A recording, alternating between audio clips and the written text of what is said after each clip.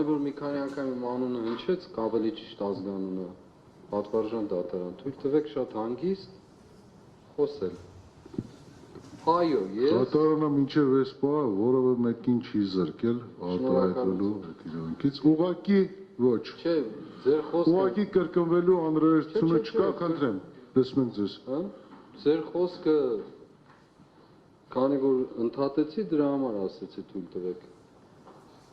Ուրեմն ես 3 հատ ուղիղ հարց եմ տվել ձեզ։ Ինչին է վերաբերում 2 հոգու գյուլելու եւ 15 հոգու բանտ դնելու պատմությունը։ Դուք վստահ եմ ականատես եք եղել խորհրդարանում ազգային ժողովի ամբիոնում իրար հերթ չտալով մարդիկ ասել են, որ մարդկանց գնդակահարում էին։ Մեզ ձեզ հարցնում եմ, դուք կարող եք պատասխանել այդ հարցին։ Չեք կարող, որովհետև խաբեության մեջ եք։ Երկրորդ, հարց եմ տվել ձեզ, այս գործի մեջ ավտոբուս վառելու պատմություն կա, թե ոչ։ Երրորդ, դուք որ ասում եք, այս մարդկանց համար եք անում, դուք այս մարդկանց համար չեք անում, բանում համար եք, դուք ում եք ծառայում։ Կարող եք ասել ում եք ծառայում։ Չորրորդ, այդ ձայնագրությունները, որ կտոր հրապարակում էին, ում համար էին հրապարակում, իրենց հոր համար, հա, իրենց տնեցիների համար, հանրության համար չէին հրապարակում, ինչ եք բան դարձրել ձեր ձեռքին, գնում գալիս ասում եք շոու եք անում, շոու, բա դուք ինչ եք անում, կարող եք ասել ինչ եք անում, ում եք էլ ոգևորվում եք, այո, հիշեք, ասում եմ ձեզ, հիշեք, դժվար գործի մեջ եք մտել, սիրելի տղաներ, այդպես եմ դիմելու ես ձեզ, քանի որ ընդունել եք, որ աշխարհիկ գործում, ես աշխարհիկ գործի մեջ չեմ, ես նաև ձեր ազատագրության համար եմ այստեղ, ձեր, հենց ձեր, որ վաղը նաև Հայաստանի Հանրապետությունը կեղծիք չունենա, այո, եթե պետք լինի նաև գնդակարել են մարդկանց, որոնք կեղծիկով ու ստով պիտի առաջնորդվեն, եւ այո, հենց այս գործը դրա մասին է, ու դուք չեք կարող պատասխանել, չեք կարող, ուղղակի չեք կարող,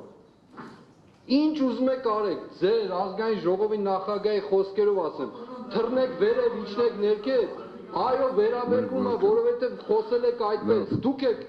ոչ մի իրավական բան չկա ձեր ասածների մեջ, երբ որ ասում եք, այս մարդկանց համար եք անում, բան համար վերաբերելի չէ, ում համար, ձեր ասածները վերաբերելի են, երբ որ ցույց եք տալիս, այս մարդկանց համար, մենք այդքան հիմար ենք, դուք էլ այդքան խելոք եք, Արգելներս նստեք, ինչի մասին եք խոսում, դուք ընդհանրապես, դուք դրսում չեք կարող շնչել, եկել եք այստեղ, նստել եք այդ սեղանի շուրջ, կեղծիք երիքի դակում եք, մի հատ էլ խոսում եք, եւ ասում եմ, խնդրում եմ իմ հարցերին թող պատասխանեն, ուղիղ, առանց որևէ այլ միջամտության ու խոսքի։ Ուրեմն դատարանը չի կարող պարտադրել, որովհետեւ որևէ մասնակցի պատասխանել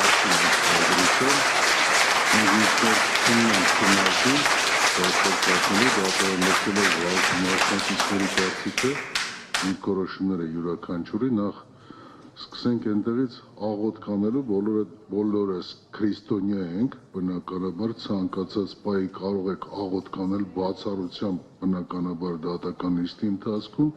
որովհետև նիստի բնականon աշխատանքը կխաթարենք դրանով, խափանենք դրանով, ինչ վերաբերում է կեղծիքին, որը որ պաշտպանական կողմը բոլոր պաշտպանները եւ մեղադրյալները նշեցին այդ կապակցությամբ, ձեր կողմից արծարծված բոլոր հարցերը իդենտիկ են, թե ոչ իդենտիկ,